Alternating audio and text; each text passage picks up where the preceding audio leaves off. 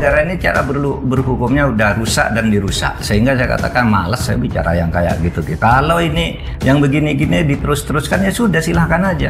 Apa yang mau kau lakukan, lakukan aja. Mumpung Anda masih punya posisi untuk melakukan itu. Itu tidak melanggar konstitusi loh. Ya, saya yang luruskan sejarah, saya udah bilang Mahfud. Bukan itu karena melanggar konstitusi. Oh, saya bilang Pak Mahfud. Pak Mahfud itu kan yang kita terlibat, Anda sama saya kan terlibat di situ.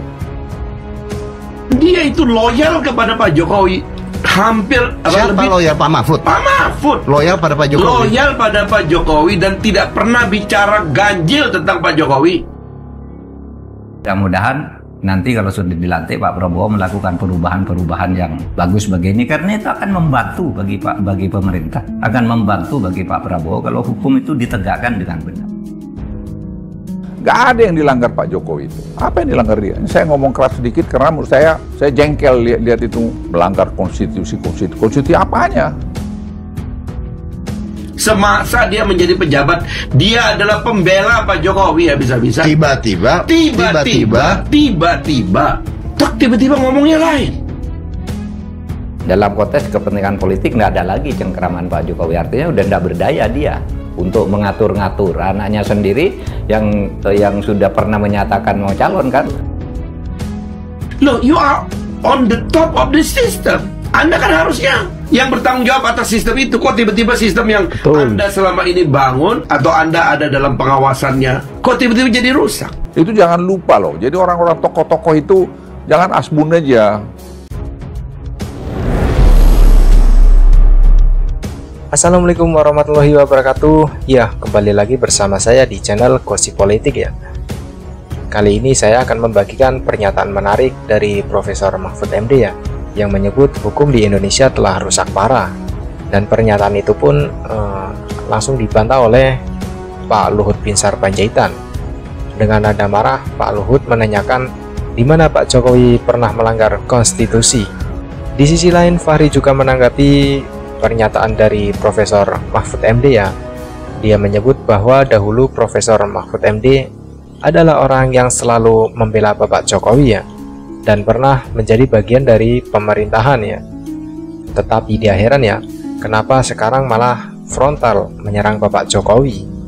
Menurut Fahri, jika hukum di Indonesia rusak parah, itu juga merupakan kesalahan dari Profesor Mahfud MD ya, karena dia juga dulu bagian dari kepemerintahan Bapak Jokowi, kata Fahri Hamzah. Dan untuk lebih jelasnya, mari kita simak bersama video berikut ini. Saya banyak mendapat pertanyaan tentang apa yang terjadi di dalam pemerintahan kita, khususnya upaya penegakan hukum. Tidak hanya itu, akrobat hukum yang bernuansa politis untuk meloloskan seseorang pada sebuah kontestasi kembali terjadi. Karena menurut saya putusan MA ini salah. Kenapa? Dia memutuskan atau membatalkan satu isi peraturan KPU yang sudah sesuai dengan undang-undang, tetapi dinyatakan bertentangan dengan undang-undang. Banyak pasti orang-orang yang dekat dengan Jokowi.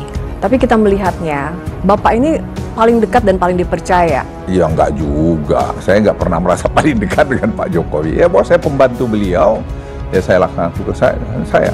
Seorang Luhut Binsar Panjaitan Pak, yang tadinya saya jenderal, ini wali kota atau pengusaha furniture gitu. Bagaimana sih Pak, sekarang Bapak jadi istilahnya jadi timnya beliau seorang Presiden Jokowi? Ya kan kita harus tahu diri. Kadang-kadang kita tuh nggak tahu diri di dalam banyak level dalam kehidupan gitu. Ya, saya tahu diri saya anak buah. Saya harus loyal, dan itu yang diajarkan ya Pak Beni Murdani juga sama saya, Pak Yusuf, Jenderal Yusuf. Ya loyalitas itu menurut saya kunci, tentu kepada hal-hal yang benar. Jadi saya, kalau atasan saya tidak melanggar konstitusi, ya saya akan tetap loyal. Dan saya tidak melihat Pak Jokowi melanggar konstitusi. Apa sih yang dilanggar? Lagi berhenti dari wakil presiden, siapa yang nunjuk? Nggak pernah namanya, saya udah pernah ngomong itu di mana. Nggak pernah Presiden Jokowi itu bilang misalnya ke saya, Pak Luhut ini gimana Gibran supaya gini-gini atau gini. Nggak pernah. Itu berjalan, ya menurut saya itu universe punya skenario tuh, menurut saya. Tuhan punya skenario. Ini tanya Pak Prabowo. Ya Pak Prabowo bilang ya Saya kumpulin koalisi, saya kasih kertas kosong, suruh nulis nama, semua aklamasi milih si Gibran. Terus saya bilang sama Prabowo, setelah ketemu dia datang jenguk saya bilang, "Wo, itu konstitusi dia nggak bisa umurnya gitu. Udah bang, kita judicial review aja. Aku udah partai ada berapa orang, 4 atau berapa judicial review. Kenapa nggak boleh?" Dan menurut saya, logika saya ya. Tapi kalau Pak Jokowi untuk mengatakan nggak pernah. Jadi saya saya bilang, kenapa kearifan di para guru besar itu tidak ada gitu. Ya bukan membuka luka lama ya, tapi supaya kita belajar ke depan. Jangan terlalu cepat-cepat untuk terus blame orang. Menurut saya nggak elok itu.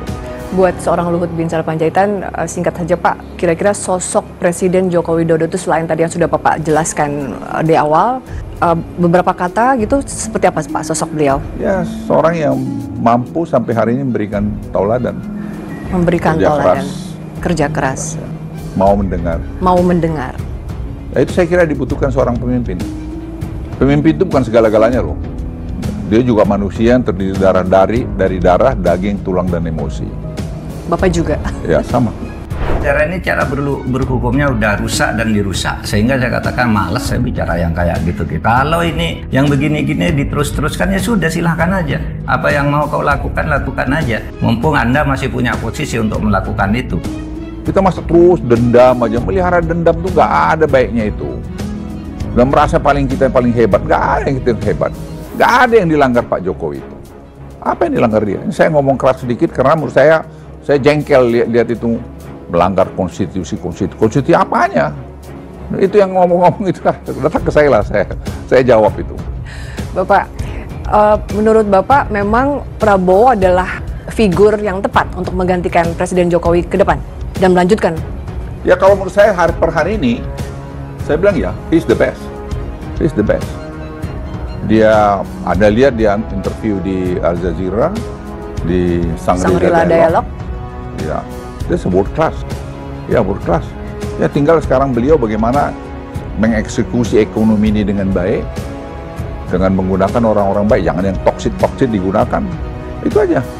Ya, Bapak secara tegas berkali-kali bilang bahwa jangan menggunakan orang yang toksik. Emang orang toksik itu dari mana, Pak? Siapa? Ya banyak sekitar, saya kira kan. Partai kah? Ya banyak lah, nggak usah kita sebut. Baik, person bisa, partai juga bisa. Ya, ngapain? Karena sekarang lagi momen-momen untuk pembentukan kabinet kan, Pak. Tentunya intervensi banyak sekali untuk Prabowo. Ini Eli, kalau Pak Prabowo itu dengan ada timnya, saya sudah sangat tajam kok. Ada lagi Pak Jokowi mungkin juga dia konsal. Ada juga wakilnya Mas Gibran. Ya kan saya kira sudah cukup bagus. Kita ngapain intervensi? Biar aja beliau memutuskan. Bapak udah ngomong langsung ke Prabowo agar saya tidak pakai orang toksik gitu, Pak ya? Saya berkali-kali ngomong sama beliau. Jawaban Prabowo apa, Pak? Bapak? Ya bang, pokoknya ya carilah equilibriumnya, saya bilang. Carilah equilibriumnya. Saya kira Anda udah paham banget. Termasuk Bapak selalu bilang juga, carilah pemimpin-pemimpin di kabinet yang muda-muda. Oh ya? Itu beliau setuju. Beliau setuju. Ya, tapi cari equilibrium saya bilang tadi, cari keseimbangannya. Iya. Ya, tentu kan tidak mungkin mengignore juga peran partai-partai. Kita kan sistem politik kita begitu. Nah, itu memang yang memerlukan kearifan. Dan saya lihat Pak Prabowo sangat tajam itu sekarang ini. Dia dengerin semua, dia godok sini, dia lempar sana sini, sampai nanti pada satu ketika dia memutuskan.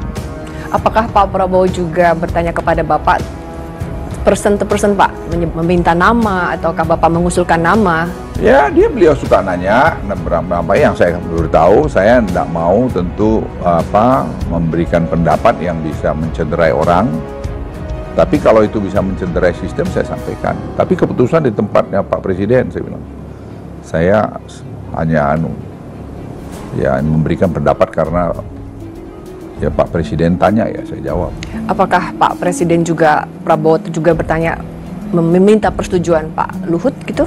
Misalnya beliau terkait ada menyebut nama gitu, Pak Luhut setuju nggak gitu? Ya pernah suka pernah begitu, juga. saya bilang itu baik, terserah Pak Prabowo aja.